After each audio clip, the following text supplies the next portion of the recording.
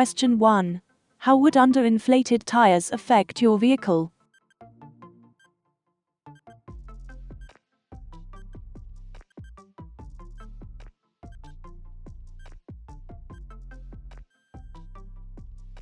D. The vehicle's stopping distance would increase. Your tires are your only contact with the road. To prevent problems with braking and steering, keep your tires free from defects. They must have sufficient tread depth and be correctly inflated. Correct tire pressures help reduce the risk of skidding and provide a safer and more comfortable drive or ride. If you want to pass dvsa theory test in first time, you can download our EOS app.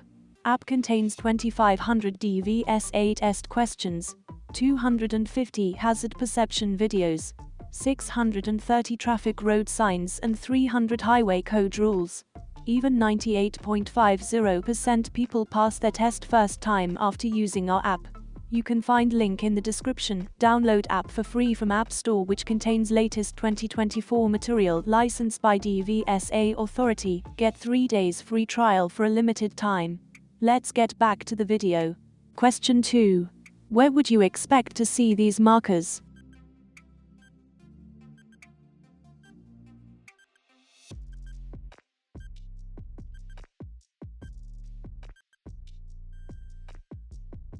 B.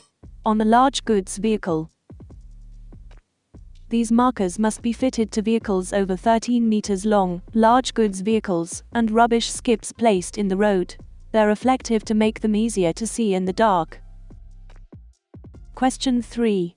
You see a pedestrian carrying a white stick that also has a red band. What does this mean?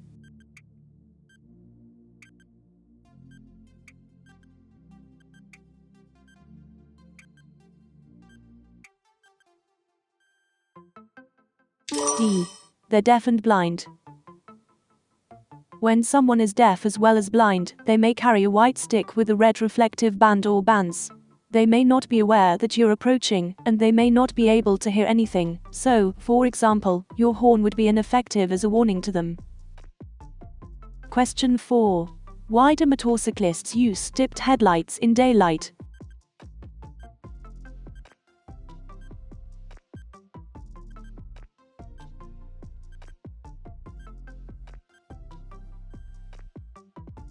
A. So that the rider can be seen more easily. A motorcycle can be lost from sight behind another vehicle. The use of headlights helps to make it more conspicuous and therefore more easily seen. Question 5. You're traveling behind a bus. What should you do if it pulls up at a bus stop?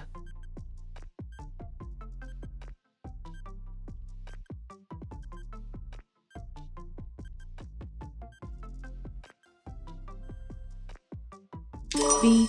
Look for pedestrians. People may be running to catch the bus, or passengers leaving the bus might wish to cross the road in front of the bus. Look out for them if you intend to go past it. Consider how many people are waiting to get on the bus. Check the queue if you can. The bus might move off straight away if no one is waiting to get on.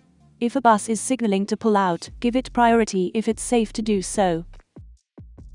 Question 6. Your vehicle broke down on the hard shoulder of a motorway, but has now been repaired. How should you rejoin the main carriageway?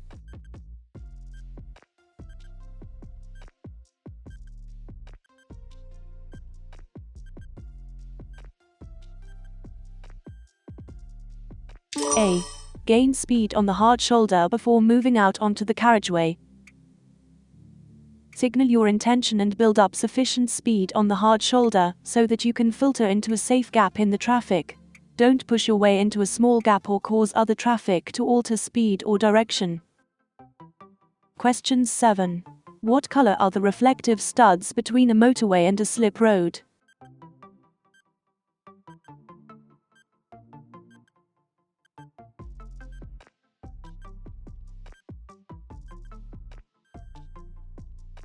B. Green. The studs between the carriageway and the hard shoulder are normally red. These change to green where there's a slip road, helping you to identify slip roads when visibility is poor or when it's dark. Question 8. What signal should you give when you're going straight ahead at a roundabout?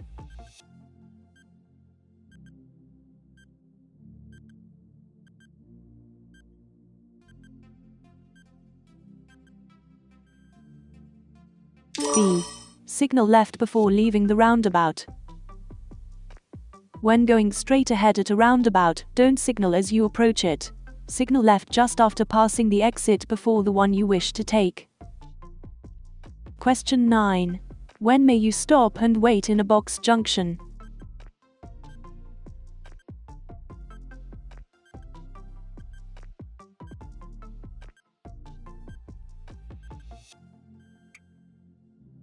A. When oncoming traffic prevents you from turning right. The purpose of yellow box markings is to keep junctions clear of queuing traffic. You may only wait in the marked area when you are turning right and your exit lane is clear, but you can't complete the turn because of oncoming traffic or other traffic waiting to turn right. Question 10. What does this sign mean?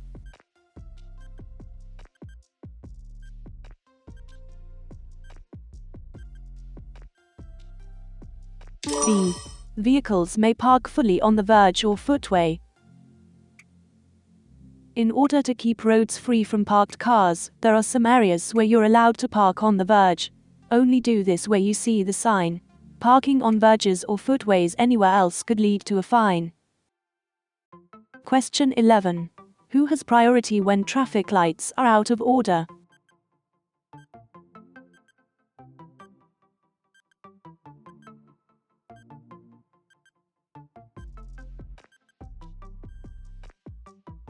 A.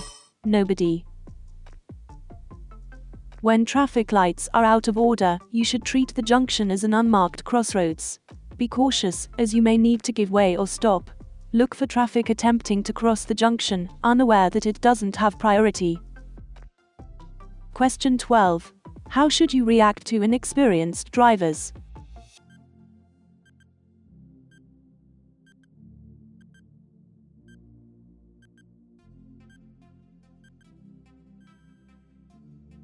A. Be patient and prepare for them to react more slowly. Learners might not have confidence when they first start to drive. Allow them plenty of room and don't react adversely to their hesitation. We all learn from experience, but new drivers will have had less practice in dealing with all the situations that might occur. Question 13. What does this traffic sign mean?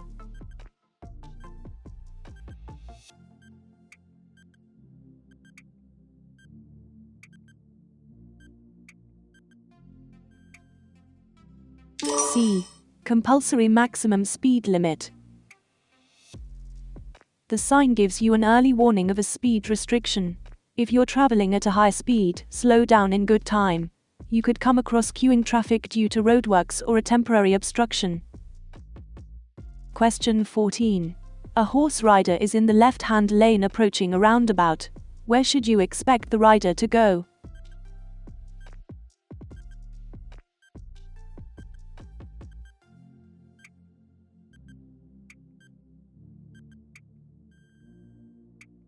A. In any direction. Horses and their riders move more slowly than other road users. They might not have time to cut across heavy traffic to take up a position in the right-hand lane. For this reason, a horse and rider may approach a roundabout in the left-hand lane, even though they're turning right. Question 15. What should you do when there's an obstruction on your side of the road?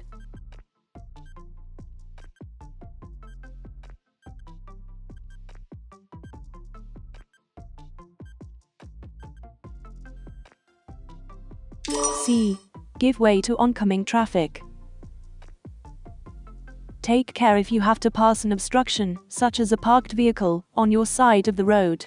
Give way to oncoming traffic if there isn't enough room for you both to continue safely. Question 16. What should you do when you're approaching a bus that's signaling to move away from a bus stop?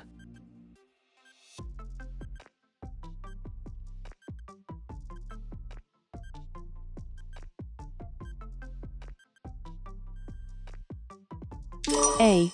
Allow it to pull away, if it's safe to do so. Try to give way to buses if you can do so safely, especially when the driver signals to pull away from a bus stop. Look out for people getting off the bus or running to catch it, because they may cross the road without looking. Don't accelerate to get past the bus, and don't flash your lights, as this could mislead other road users. Question 17. You're following a large vehicle as it approaches a crossroads. What should you do if the driver signals to turn left?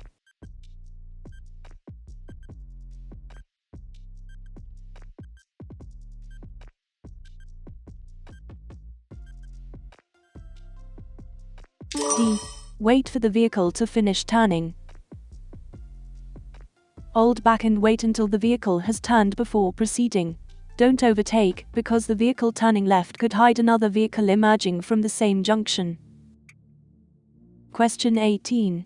When would you use the right-hand lane on a 3-lane motorway?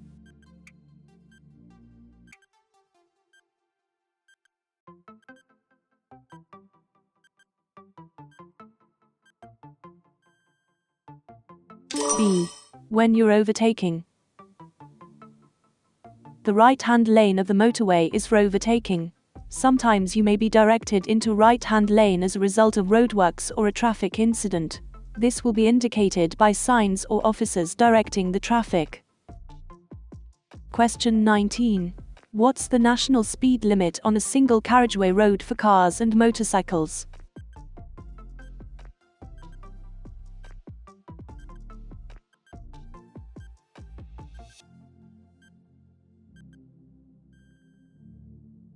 C.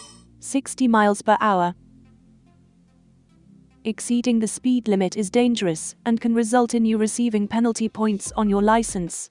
It isn't worth it. You should know the speed limit for the road that you're on by observing the road signs. Different speed limits apply if you're towing a trailer. Question 20. Where will you see these red and white markers?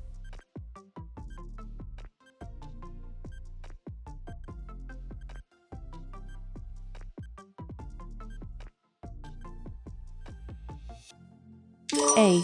Approaching a concealed level crossing. If there's a bend just before a level crossing, you may not be able to see the level crossing barriers or waiting traffic. These signs give you an early warning that you may find these hazards just around the bend.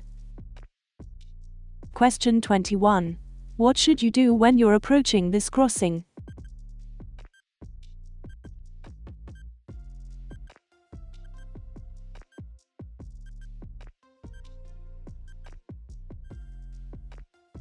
B.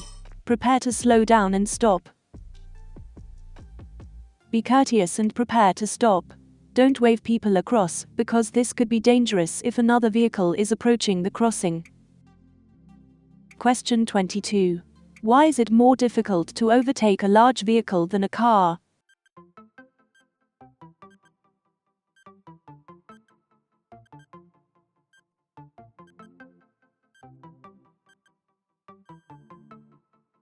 D. It will take longer to overtake a large vehicle. Depending on relative speed, it will usually take you longer to pass a lorry than other vehicles. Hazards to watch for include oncoming traffic, junctions ahead, bends or dips that could restrict your view, and signs or road markings that prohibit overtaking. Make sure you can see that it's safe to complete the maneuver before you start to overtake. Question 23. You're approaching traffic lights and the red light is showing. What signal will show next?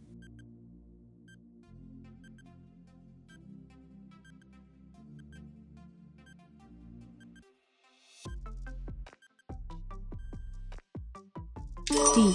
Red and amber. If you know which light is going to show next, you can plan your approach accordingly. This can help prevent excessive braking or hesitation at the junction. Question 24. There's been a collision. How can you help a driver who's suffering from shock?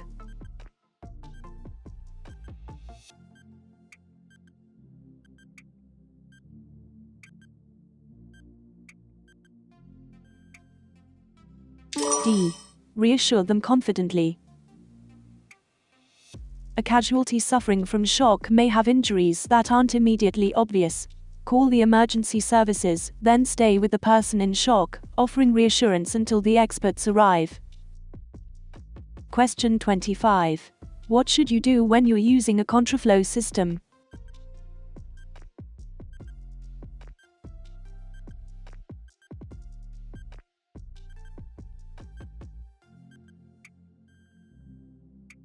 A. Choose an appropriate lane in good time. In a contraflow system, you'll be traveling close to oncoming traffic, and sometimes in narrow lanes. You should get into the correct lane in good time, obey any temporary speed limit signs, and keep a safe separation distance from the vehicle ahead. Question 26. What could cause you to crash if the level is allowed to get too low?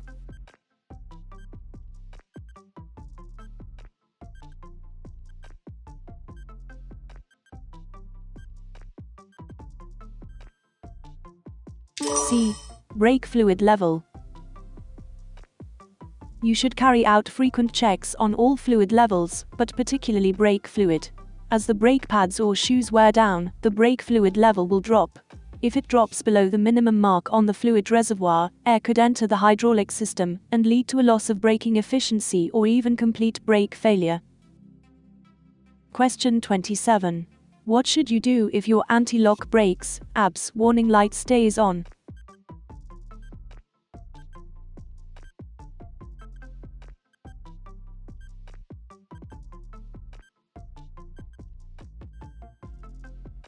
D. Have the brakes checked immediately. Consult the vehicle handbook or a garage before driving the vehicle any further.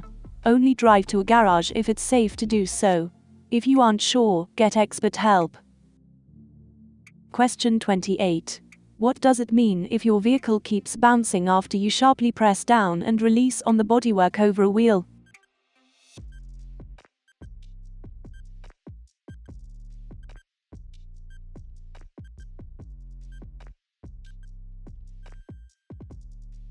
A.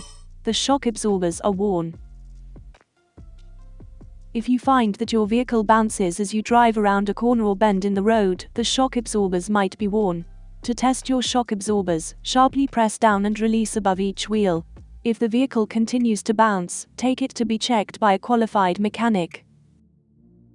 Question 29. What should you do when you're driving in snowy conditions?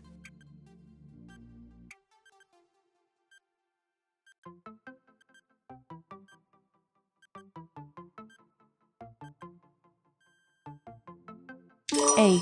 Brake gently in plenty of time. In snowy conditions, be careful with the steering, accelerator and brakes. Braking sharply while you're driving on snow is likely to make your car skid. Question 30. What will become more expensive after you've been convicted of driving while unfit through drink or drugs?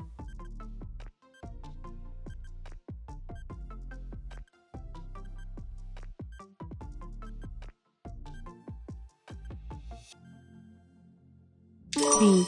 Insurance premiums. You've shown that you're a risk to yourself and others on the road. For this reason, insurance companies may charge you a higher premium. Question 31. You want to turn right from a main road into a side road. What should you do just before turning?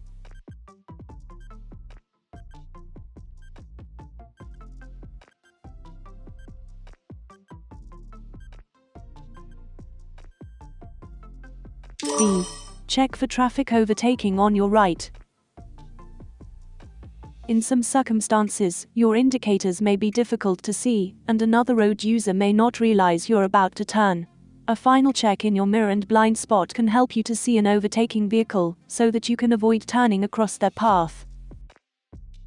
Question 32. What should you do if there's a bus at a bus stop ahead of you?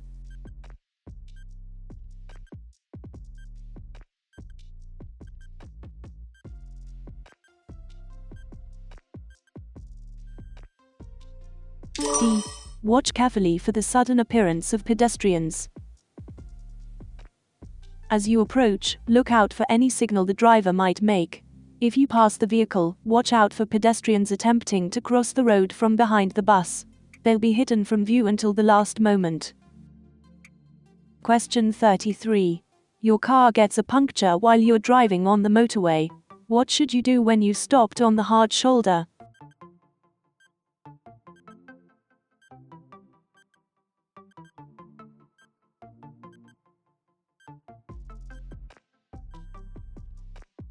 D. Use an emergency telephone and call for help. Park as far to the left as you can and leave the vehicle by the near side door. Don't attempt even simple repairs. Instead, walk to an emergency telephone on your side of the road and phone for help. While waiting for help to arrive, stay by your car, keeping well away from the carriageway and hard shoulder. Question 34. What should you do if the amber lights come on and a warning sounds while you're driving over a level crossing?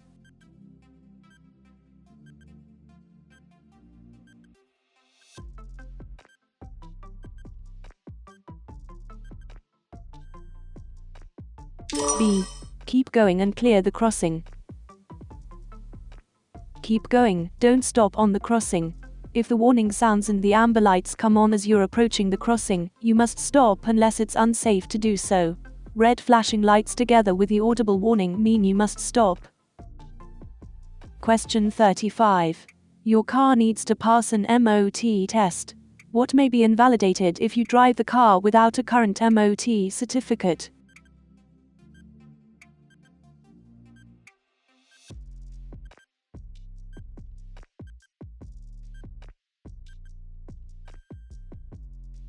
A.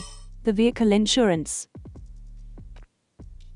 If your vehicle requires an MOT certificate, it's illegal to drive it without one, and your insurance may be invalid if you do so. The only exceptions are that you may drive to a pre-arranged MOT test appointment, or to a garage for repairs required for the test. Question 36. What's the legal minimum depth of tread for car tires?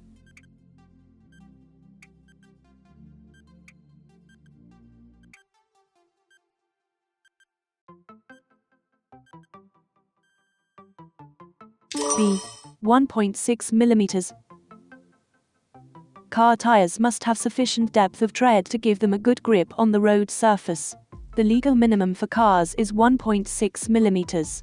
This depth should be across the central 3/4 of the breadth of the tire and around the entire circumference. Question 37. How can drivers help the environment?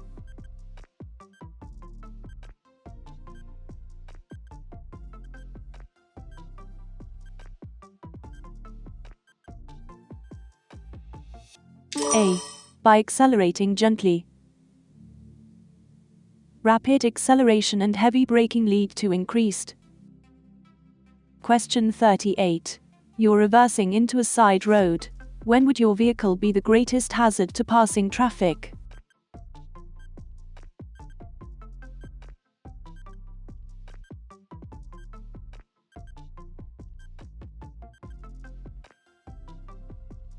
D. When the front of your vehicle swings out. Always check in all directions before reversing. Keep a good lookout throughout the maneuver, and remember that the front will swing out as you reverse into the side road. Act on what you see and wait if necessary. Question 39. What should you do when you move off from behind a parked car?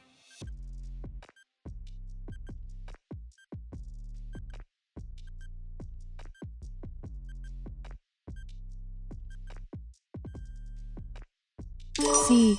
Look around before moving off. Before moving off, you should use both the interior and exterior mirrors to check that the road is clear. Look around to check the blind spots and, if necessary, give a signal to warn other road users of your intentions.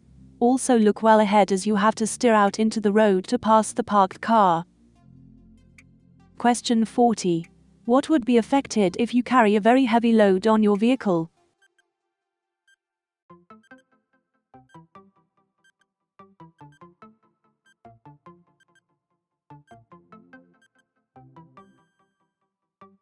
C. The vehicle's handling. Any load will have an effect on the handling of your vehicle, and this becomes worse as you increase the load. You need to be aware of this when carrying passengers or heavy loads, fitting a roof rack or towing a trailer. Question 41. You're towing a trailer along a 3-lane motorway. When may you use the right-hand lane?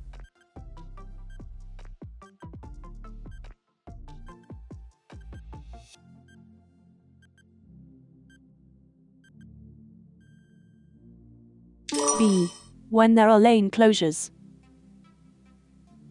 If you're towing a caravan or trailer, you mustn't use the right-hand lane of a motorway with 3 or more lanes, except in certain specified circumstances, such as when lanes are closed.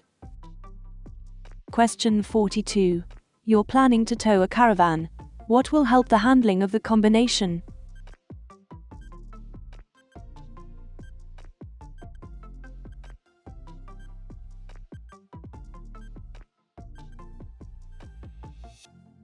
B. A stabilizer fitted to the tow bar. Towing a caravan or trailer affects the way the towing vehicle handles. A stabilizer device isn't designed to overcome instability caused by incorrect loading, but it can give added security in side winds and from buffeting caused by large vehicles. Question 43. Why is traveling in neutral for long distances, known as coasting, bad driving technique?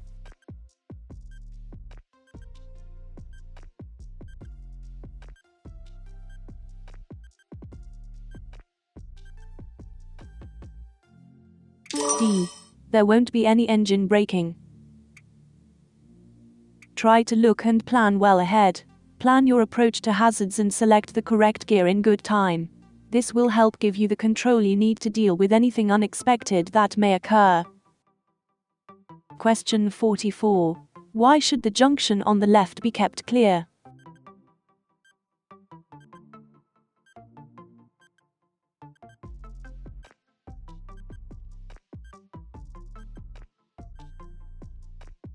B. To allow vehicles to enter and emerge. You should always try to keep junctions clear. If you're in queuing traffic, make sure that when you stop you leave enough space for traffic to flow in and out of the junction. Question 45. When must you use dipped headlights during the day?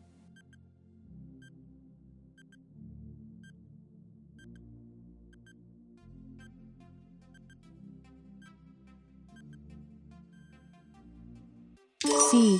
When you're driving in poor visibility. You must use dipped headlights when daytime visibility is seriously reduced, generally to 100 meters, 328 feet or less. You may also use front or rear fog lights, but they must be switched off when visibility improves. Question 46. You're driving a friend's children home from school. They're both under 14 years old. Who's responsible for making sure they wear seatbelt or approved child restraint where required?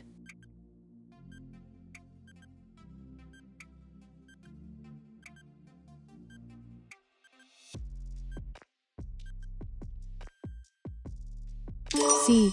You, the driver. Passengers should always be secured and safe. Children should be encouraged to fasten their seatbelts or approved restraints themselves from an early age, so that it becomes a matter of routine. As the driver, you must check that they're fastened securely. It's your responsibility. Question 47. What's likely to happen if you put too much oil in your engine?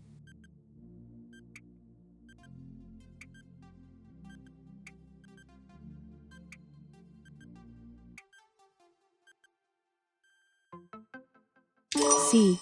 The oil seals will leak. Too much oil will lead to increased pressure in the engine. This could damage oil seals and lead to oil leaks. Any excess oil should be drained off. Question 48. You have to make an unexpected journey. You're carrying a 5-year-old child on the back seat of your car. They're under 1.35 meters, 4 feet 5 inches tall. How should you seat them if a correct child restraint isn't available?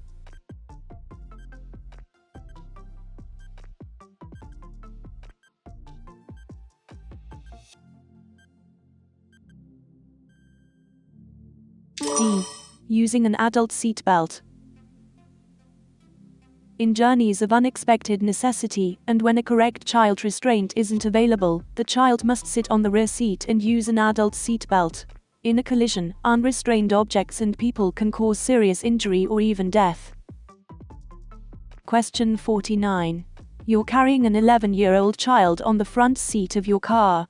They're under 1.35 meters, 4 feet 5 inches tall. What seatbelt security must be in place?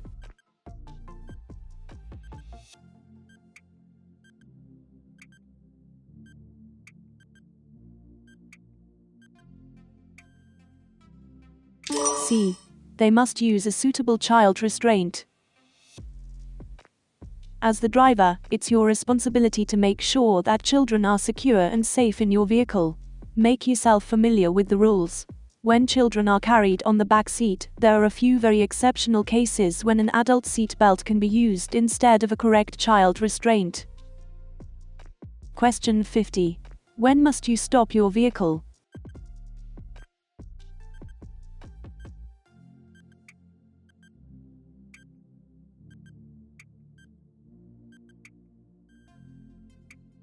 D. If you're involved in an incident that causes damage or injury. You must stop your vehicle when signaled to do so by a police, dvsa or traffic officer, traffic warden, school crossing patrol, red traffic light. You must also stop if you're involved in an incident that causes damage or injury to any other person, vehicle, animal or property. If you want to pass dvsa theory test in first time, you can download our EOS app. App contains 2500 dvsa test questions, 250 hazard perception videos, 630 traffic road signs and 300 highway code rules. Even 98.50% people pass their test first time after using our app. You can find link in the description. Download app for free from App Store, which contains latest 2024 material licensed by dvsa authority. Get 3 days free trial for a limited time.